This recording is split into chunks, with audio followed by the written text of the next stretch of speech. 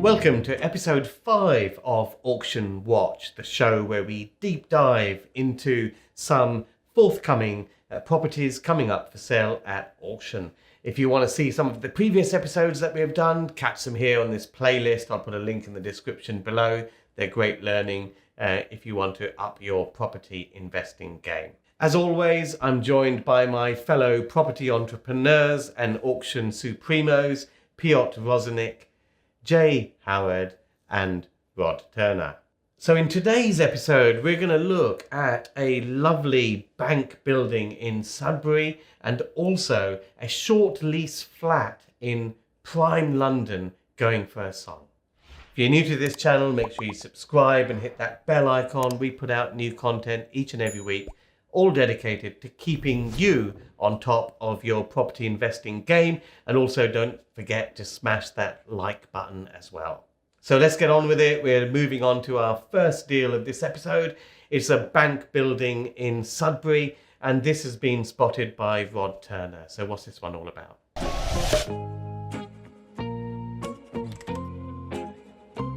So I noticed that in all the auctions, there's an awful lot of banks.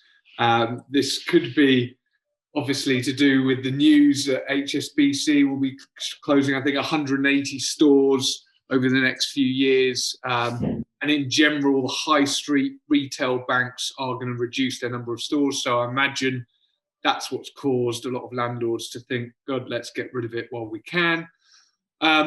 This one caught my eye. It's a really beautiful building. It's a corner plot, which we know if you've been listening to some of these episodes before, that Ranjan loves a corner plot as well. Gives you a lot of frontage on the high street. It goes back. It goes quite deep, so it actually takes up, I think it's 2, maybe 3 titles. So there's the white buildings behind the front. It's located in Sudbury. It's lot 20 of the Allsop commercial auction, and the address is 43 to 46 Market Hill. So it's currently got a HSBC as the tenant in there, taking up the whole building. It's quite a large size building, about 430 square meters. So it's a decent size. It's over basement, ground, first and second floor. And as I said, completely rented to HSBC, and I think it's got 5 years remaining on the lease. Or 2 years, just under 2 years. 2 years remaining on the lease. And HSBC do have an opportunity to take a further 15-year lease on it. That could be a potential problem because it's essentially a rent review at that point in time. And if the market's gone down, which it probably has for that at the moment, and in 2022, in a year's time, it's almost 2 years' time, it's going to be November 2022. So it just depends on what your outlook is for that. It's currently guided at a 10.67% yield. So again, that caught my eye. Decent kind of covenant in there, but only for a couple of years. So really, I'd be looking at what else can I do with this that's going to be over and above the value that HSBC bring when they're in it at the moment. And if you look at the building, you've got the upper floors where you've got a considerable amount of space. It's an obvious option would be to turn those upper floors into residential. Probably wouldn't include that front part of the building, which is the listed part, just because I think you'd struggle to get some of the permissions. It might be quite tricky. You could definitely go up on it. But I think the other problem you've got with this is the price, is the cost that it's going to cost to actually do that. So in this area, which is in Suffolk, Sudbury, you've got for apartments around this area, about 2,700 per square metre is an end value. So building that, you're going to be hopefully a bit cheaper than that, but also you've got to factor in the land price. So it might make your margins slightly tighter. It is in a great location. I think it would really suit offices though on those upper floors.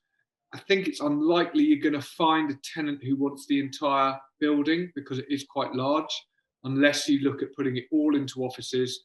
but I imagine that corner plot would be really well suited to restaurant, something like that as well.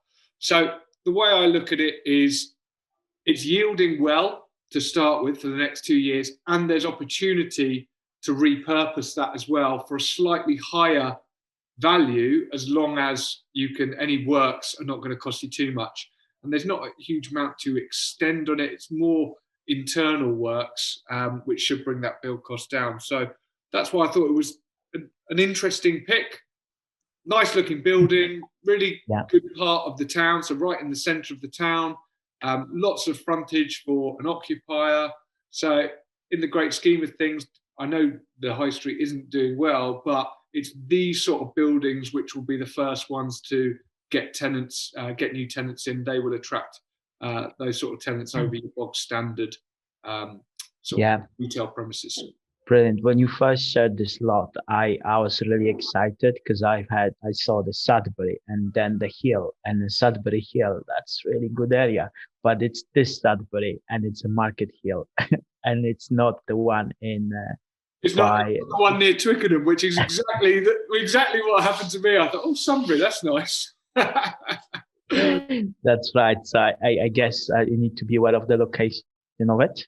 Yeah, there are a few of those, aren't there? There's Kingston in Hull, and there's a Regent Street in Liverpool. You can get well confused. But yeah, go on. And there's a Kensington in Liverpool as well. Yes. I think there's a Hayes in Kent or something like that, isn't there? It's I always think, oh, Hayes, that sounds all right. A bit of Middlesex, a bit of northwesty sun. It really is. There's only one Grimsby. There is. There's no Grimsby in a corner of Knightsbridge anywhere. No, that's brilliant. Well, I guess that's the number one thing, to do a bit of an in-depth research on the property rather than just go by the first impression. So I do like the building. I think the location, I mean, it's got kind of three parts to it, because obviously you've got the white part, then you've got the listed part, and then you've got this white part. So I think you can kind of split it into three. You can even split the title and kind of resell it. And then this bit, it's good because it's on the ground floor. It's got kind of void, so it's only have the ground floor and I think possibly the first floor. But there's a lot of space in there that could be utilized possibly. Yeah, I think when you look at what the rent is on a square foot base, and then you start looking at what the different kind of occupiers in that area are paying. So obviously it's on a kind of retail rate. If you started looking at offices, if you started looking at restaurants, and like you said, you can split it up because it's a big size for a small town. So I think once again, this is fairly dependent on what's going on with the high street and footfall and all that sort of stuff, but you are looking at a really good location within that town centre. I agree. You're looking at a very nice looking building, and once people are moving out, and I just think a restaurant, a cafe, a Costa Coffee, Starbucks type thing, or a nice restaurant would be perfect in that listed area, and then you could do really whatever you want with the two white buildings, residential on the uppers, something on the ground floor. I mean, I think what I like is there's good options, and there's several of them. One thing I'm a bit upset by is that I missed this one. I think it's great for a couple of reasons. First of all, we've got a couple of HSBC bank branches in our portfolio, and the important thing when you're buying any commercial property is to figure out, in COVID, are they paying their rent, yes or no? Here you're letting to HSBC PLC. They can't play any silly games. They have to shut down HSBC PLC in order to get out of their rent, pretty much. They have been paying regularly through the pandemic, so there's no issues there. The other great thing about this is that it's got 2 years left on the lease. They ain't going to renew, guaranteed. They're going to shut that down. They're not going to renew.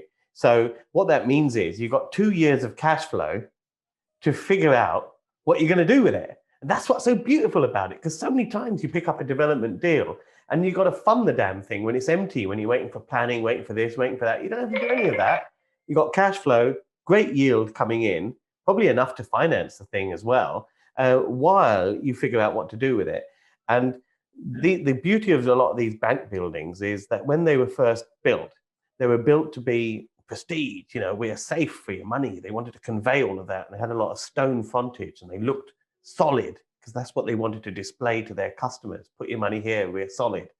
And that's why a lot of these bank buildings are in prime spots within a high street parade, and they also look like fantastic solid buildings. So that bit, I mean, just looking at that street view, the vacancy rate seems relatively low because it's right at the center of that parade. You're in the center of the action in a fantastically looking build. It's a landmark building in that area. No one can miss it. So that's why it will easily let to alternative uses. I'm predicting a roaring 20s when we get out of COVID. Everyone's going to want to go out and do all of that sort of stuff. So there's going to be no problem in letting the listed bit as a commercial element. And you've got these lovely buildings that flank it, which are so ripe for residential conversion. It's great. And what makes you think that HSBC is definitely not going to renew? Sorry? What makes you think that HSBC is definitely not going to renew? Well, it's just a guess about the overall thing about banking. They're shutting their branches down left, right, and centre.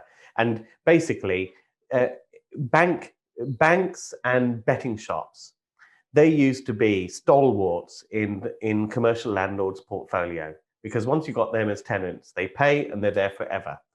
And those landlords haven't traditionally sold. They're selling now because there's 2 years left on the lease.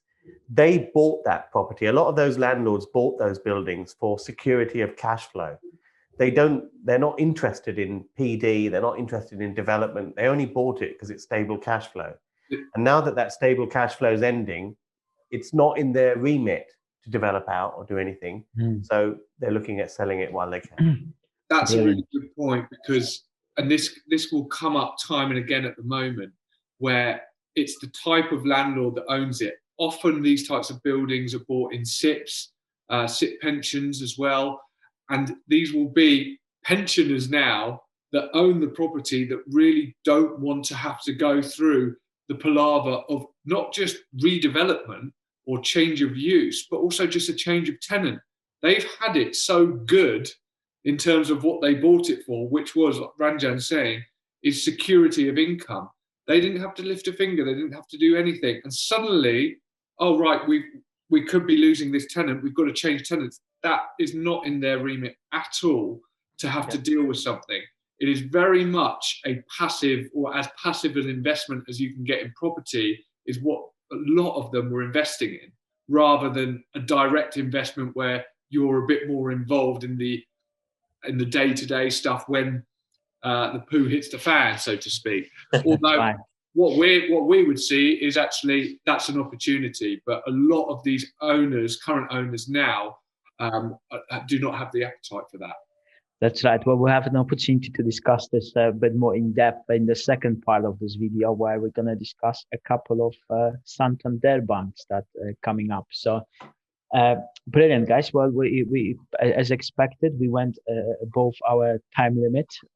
So let's move on to our predictions. What this will sell for, and what would you pay for it?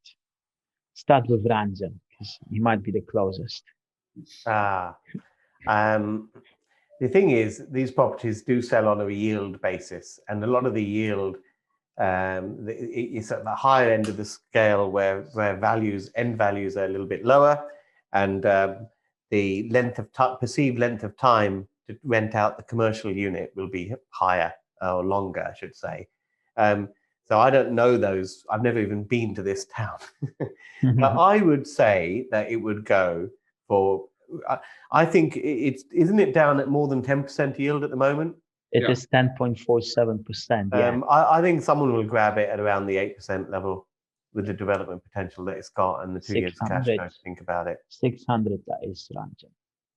Okay. And what would you pay for this? It's a cracking deal. It's outside of my geographic area, so I wouldn't do it. Okay. So unsold if Ranjan was the only bidder. Okay, Rod? So I agree. I actually think it will. I think Ranjan's chat about 8% is kind of where I'm coming from, but I think at the moment there's a bit of a need for yield, and I do think those yields that maybe we're used to and people have been used to over the past few years are going to start to come down and start to get squeezed. I would be expecting this to go a bit higher than that. I personally would probably pay between 550 and 575 for it. Okay. I think it will probably go in the sixes, maybe not as high as 650, but towards that. And I think it's really going to suit someone that has a very solidified plan of what they're doing with it in the case that HSBC does not increase that rent. Because the worst case scenario that I would be looking at is what happens if HSBC do want to stay and that rent review is triggered at a time when the market is at its bottom and actually that yield comes down a bit. So that's how I would be looking at. I haven't seen the lease. It might be upward only. It is. Okay, so that's a bonus. So I would be looking at that as my worst case. So I think, however, like going higher than that guide. I think that upward only kind of there's a lot of upward only leases. However, there's a lot of tenants who also bully their landlord to take a lower rent, even though there's an upward rent review. And I think with HSBC, it could be similar thing. They might turn and might say, well, we don't really want to exercise this option, but if you offer us 35k rent, we will take another 10 years. That's a good thing, because what you want is the current setup being your worst case scenario. Yeah. They come back, and then you've just got an easy option of getting rid of them and saying no. Yeah. There is a difference between a rent review and a lease renewal. So we're not talking about a rent review, we're talking about the end of a lease. Yeah. And you're only obliged to offer a renewal at the market rent. They are within the act, though, aren't they? Yes. But there's more opportunity to bully at a rent review than a lease renewal. Yeah. But go for it. Yeah. Okay, brilliant. Jay, what are your predictions? I think this will probably sell at probably a tidy 7%. I think someone will go the extra distance because there's clear potential for uplift. I think if HSBC were to want to take out a new lease, you'd probably reduce the area of the building that they take in line with that. So you'd probably take back one or both of the white buildings and just put them in the banking forecourt over those floors. Yes. At least that's what I would look at doing. But I think I would probably be in Rod's value at 550 would probably be my absolute maximum. But I think it will probably sell to someone with a little bit. So basically, you're saying it's gonna sell for 685. 7%. Okay, I'm saying it's going to sell for between 660 and 680. Okay, 660, 680. Well, that's because we've banged on about it as well and put it out there. 200 grand above guide. Gosh. Wow. Okay. Okay, brilliant. Well, I'm of the opinion that it's going to sell for 8% yield. So I'm in the 600k as Ranjan, but I would only pay 475 for it, which is the reserve price, because the guide is set as a range. So I would want to get it the reserve. Otherwise, I'm not buying it. So super conservative from Piotr Rusinek. He drives a hard bargain. He really does. So what do you guys think? Would you buy that bank building? Do let us know what you think of that deal in the comments below. If you're enjoying this video, make sure you smash that like button. It helps us out on YouTube and it means more people get to see videos like this. Our next deal that we're looking at is a very, very sexy flat going for a song in a trendy part of London, in South Kensington no less, but it's on a short lease. What are the pros and cons of this? Tell us more about this deal, Piotr.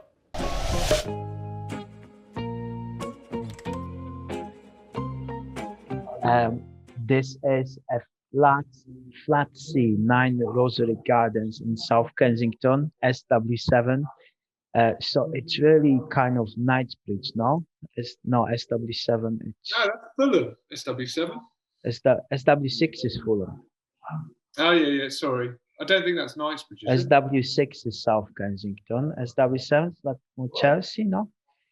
Well, anyway, it's a good area. This is a 1-bedroom, first and second floor split level flat with 11 months left on the lease, and it's being sold by the mortgagees in possession, and the guide price is 46,000 plus. So basically, this is a property that was held on a 65-year lease from 1956, and it's got 11 months unexpired. So basically, it will be less than 11 months. By the time you complete on this, it will be actually 9 months left. So now, why this lot piqued my interest? Because it's extremely cheap. It's basically 46k for 1-bedroom flat in South Kensington. It's very little.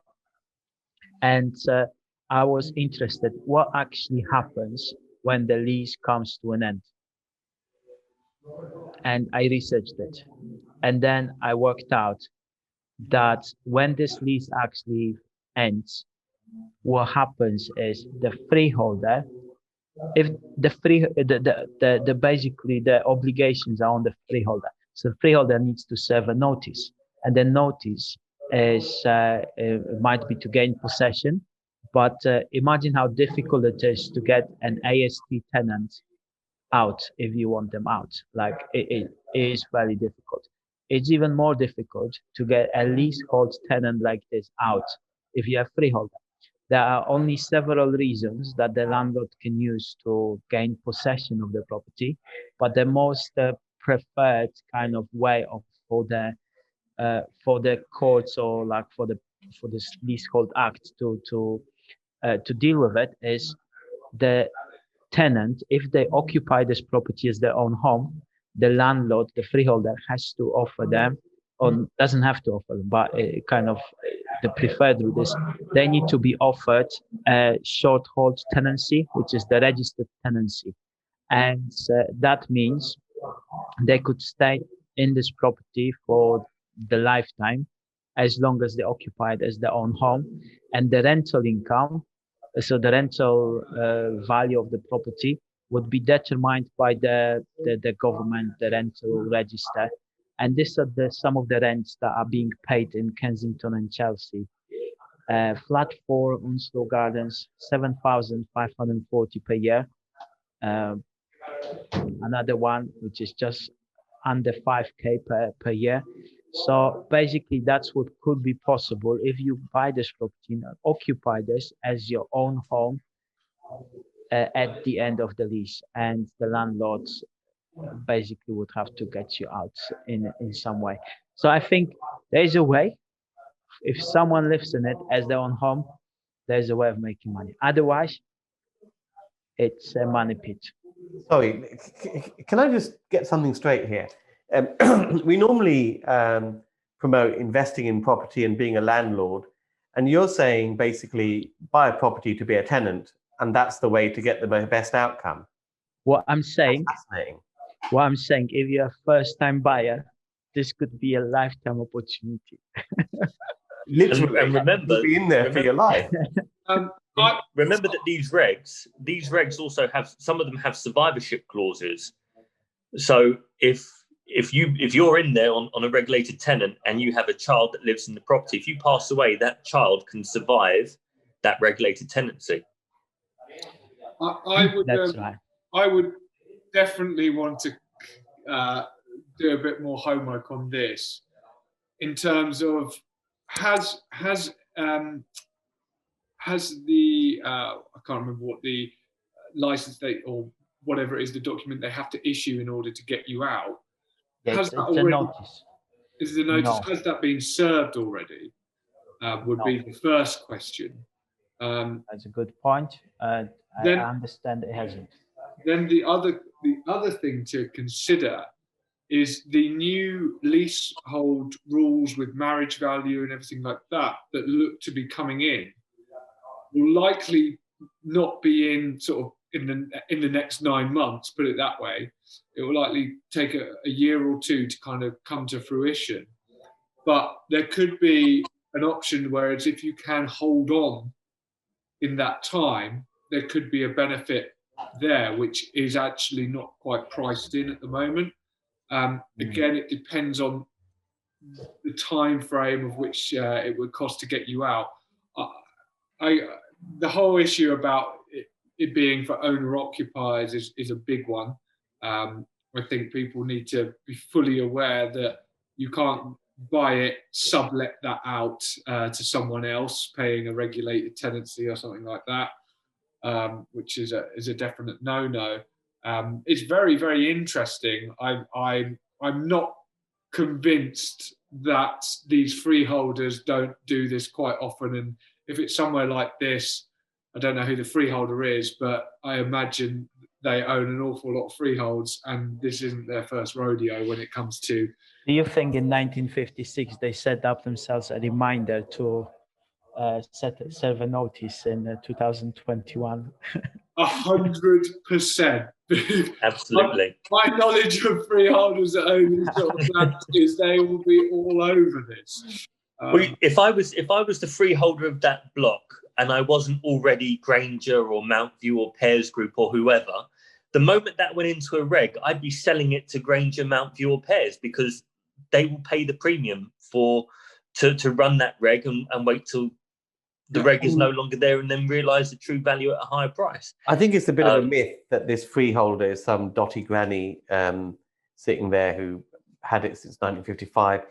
This is going to be managed by an experienced firm of block management agents who will know the rules inside out, especially in that sort of area. Well, here's the thing: if Piotr buys it, then at least we'll get him back in the UK. Okay, maybe not. I think it is an interesting one. To be honest with you, I have a mindset issue with this, because my mindset is I want, as an entrepreneur, I just prefer to find opportunities where you are actually making money from owning something. To kind of, it all seems a little bit of trying to take advantage of rules. In my mindset, I think owns the property. I think it's all about understanding rules from both sides. Yeah. Because if you understand the rules, like everyone has to play by the rules, right? And we don't set the rules; we just need to understand the rules and know how to maneuver in those things and how things affect people from both sides. Because whether you're a freeholder or leaseholder, like sometimes you will be on the leaseholder side, because I'm sure you're a leaseholder in many of the properties that you own, and then in some properties you're a freeholder, and then you have a leasehold tenant. So I think the ones that I'm freeholders on tend to be, the leases are relatively short, and the ones that I'm leaseholders on, I'll be long dead and gone before that situation happens. Yeah, I thought it was just an interesting lot to discuss, because like everyone just assumes like at the end of the lease, like the freeholder just takes back the property, and I even thought that like until yesterday, but in the more in-depth research, I found out that it's quite a lengthy process, and it actually might take the landlords way more time. Plus, they have to go to courts to gain possession the same way as for an AST. So the courts are not the quickest at the moment, so it might take some time. I think if I was going to get it, my game plan, without doing research on it, would be buy it, hold out for the new rules to come in, and then start to negotiate a lease extension on that, and look at making value through that way. I wouldn't want to. You wouldn't want to live in Kensington? Not in that, no. No. It's not really worth doing any capital expense to the kitchen, is it? If you don't do it. Okay, brilliant. Well, let's give some opinions on what it will sell for. guide price 46, a value with a long lease, approximately 1 million. What do you guys think? What would you pay for 11 months of living in Kensington? I wouldn't do it. I wouldn't pay to do it. No? You probably couldn't pay me to do it. But I think because it's a short lease and someone's going to see the price and not understand it, someone's going to pay thinking that this is something it isn't. So I think it's probably going to sell for, this is me being extra pessimistic because I've seen it happen so many times through the years. I think someone's going to pay something like 500,000 or 600,000 for it. I think it's going to go insane. Okay, I'm going to put 500 in your thing. Oh, yeah. Thank you. Save it. That presumably takes two people in the auction to have got the wrong end of the stick. I mean, I know a guy who's a specialist in this sort of area and does short leases in central London, prime London. And I think it's going to be that sort of guy that picks this up. It's going to be someone who knows the rules inside out and who knows how to extend these leases. And they will be able to bring certainty to the project because basically they know what they're doing.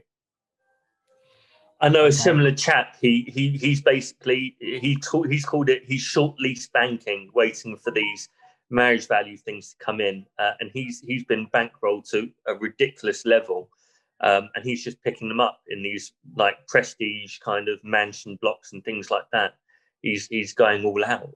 He's expecting before 2025 for the marriage value thing to be addressed and to come into force. So they're definitely out there. There's specialists out there, but unfortunately, there's very few specialists and quite a few numpties. And this is prime fodder for 3 or 4 numpties to get overly emotional and overbid on it, I'm afraid. Okay, so prices. Give us prices. Ranjan, what's going to sell for? I'll say 55 grand. 55, Ooh. okay. And would you buy this for 55? No, because I don't have a good enough knowledge of what to do with it. Not buy, okay. And Ranjan? Listen, I've got no idea. And quite frankly, I've got no idea even how the auctioneers come up with a guide price on these things. Because for the reasons Jay says, it can really go for anything.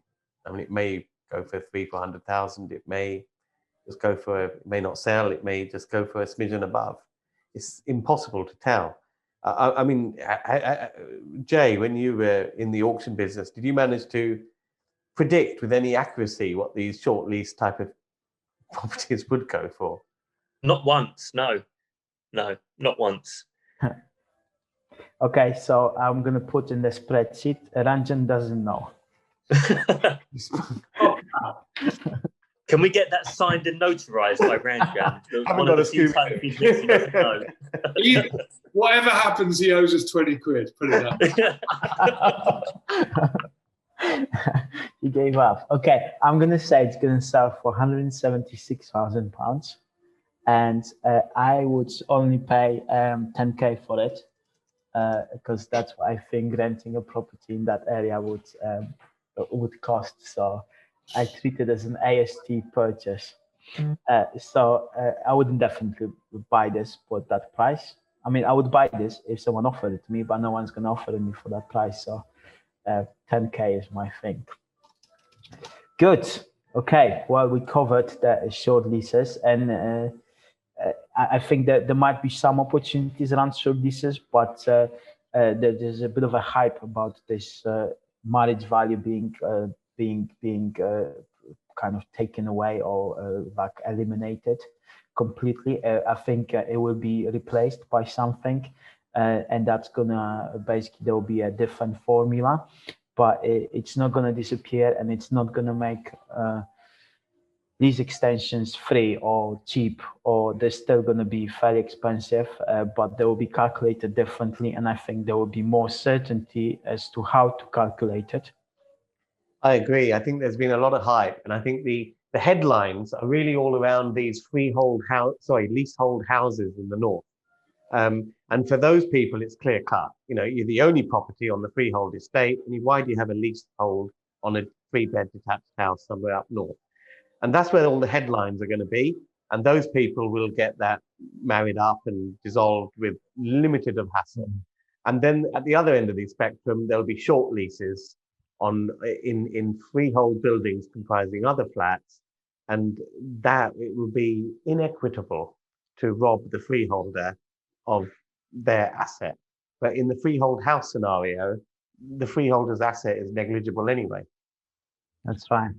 I think what kind of is already happening now is more on a planning point of view, whereby if you are building new homes, I think what will start to come more and more into force is a planning condition on things like ground rent and that sort of thing, which we're already seeing at the moment. You've got to do share of freehold or peppercorn ground rent, and I think that will start to come more into play to reduce the value going forward of some of these leaseholds. But I agree with Ranjan. It's difficult to kind of, if someone's gone in to put all their investment into this and suddenly they're told, actually, we're taking it away from you, I can see how that's going to cause huge problems. If the I agree with Piotr. number 10, then maybe. Yeah, I agree with Piotr. It'll be a different style of calculation. It'll be paid in a different way. Maybe instead of a lump sum, it will be distributed over the length of, whatever it's going to be, over the length of the increased lease. So it'll be interesting to see how that plays out. But the short lease, the leasehold houses in the north and in the Midlands, they were created so that the freeholder had control over the mineral rights beneath the properties, because these were in a lot of mining areas. So they were putting normally workers of the mines in those kind of properties, but to retain the rights over the soil, they would grant a lease over the house that the occupier didn't have rights of the ground beneath. So, but that's something that's so old now and doesn't apply in today's society. So definitely something that needs to be addressed. Again, piece of history. I was actually wondering, because we're selling a house in Accrington and said in the auction this week, and it was a 999-year leasehold. And the solicitor said, yeah, it's pretty normal in those areas. And I was just wondering, like, why would they always do those areas like this? But yeah, now we know. Thank you, Jay. I think it has to, mirroring Ranjan's point and Rod's ascension on it, is whatever happens, it has to be equitable, but it has to be fair. And I think that's what's forcing government to make these changes. They're trying to find a fairer way, a more considerate way, A, for the leaseholder, but B, and normally B, for the freeholder and the investor behind it. So what do you think of that one? Do you think that short lease flat is worth the risk? Let us know in the comments below. That's pretty much all we got time for in this episode. But do make sure you subscribe and hit the bell icon, because next time, we'll be showcasing a fantastic shopping centre with a 43% yield. And if you love your coffee, then we're looking at a Starbucks in Slough. That's all coming up next time. Make sure you hit the bell icon and subscribe to make sure you get notified when that comes out. See you guys in the next episode. Bye for now.